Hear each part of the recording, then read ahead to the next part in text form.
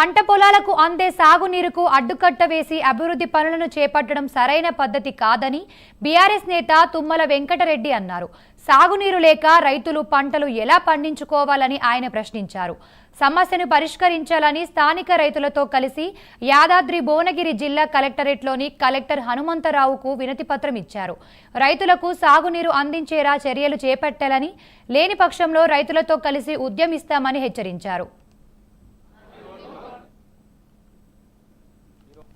ఒలుగొండ మండలం సంగం నుంచి మరి ఏదైతే భీమలింగం కాలువ మరి ఒలుగొండ చెరువు నుంచి కింది ప్రాంతమైన పాలడుగు వరకు వెల్లువెర్తి తుర్కపల్లి పల్లెర్ల నుంచి పాలడుగు వరకు భీమలింగం కాలువ ద్వారా వేలాది ఎకరాలకు నీరంది మరి పంట పొలాలకు రైతాంగానికి ఆదుకునే కాలువ అది. మరి ఈ మధ్య 2 నెలల క్రితం ఒలుగొండ నుంచి సుంక్షాల R&B రోడ్డు వాళ్ళు మరి కల్వర్ట్ల కోసమని మరి ఆ కాలువని పూడ్చివేయడం జరిగింది. కొత్త కాలువట్లు వేసే క్రమం లోపట కాలువల్ని బ్లాక్ చేసి మరి కాలువ రాకుండా ఒలుగొండ చెరువులో మరి చెరువు నుండి రాకుండా మరి లాక్ చేయడం జరిగింది.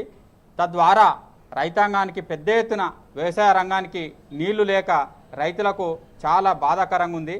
మరి పంట పొలాలన్నీ